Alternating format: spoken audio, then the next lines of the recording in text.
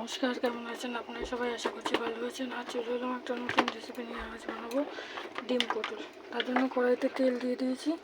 তেলে দিয়ে দেবো জিরে ফোড়ন, এবার দেবো পটল।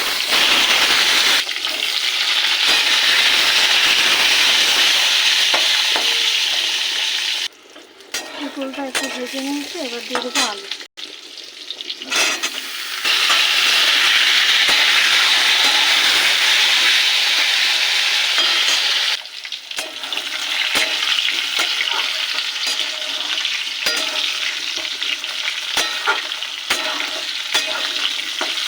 আলুটা প্রায় ভাজা হয়ে গেছে। মশলা করে নেবো আদা, কাঁচা লঙ্কা, রসুন, পেঁয়াজ, টমেটো।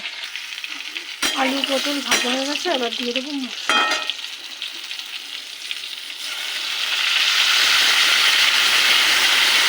দেবো লবণ,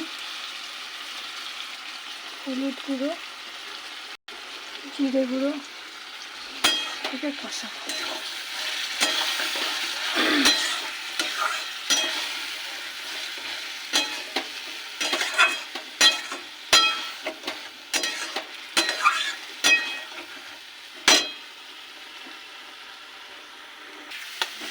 মশলা কষে এসছে, এবার দিয়ে দেবো জল।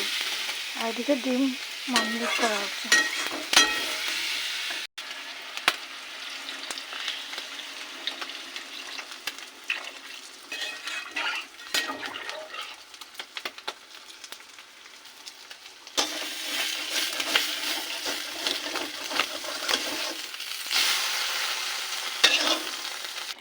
ঝোল ফুটে এসছে, এবার দিয়ে দেবো ডিম।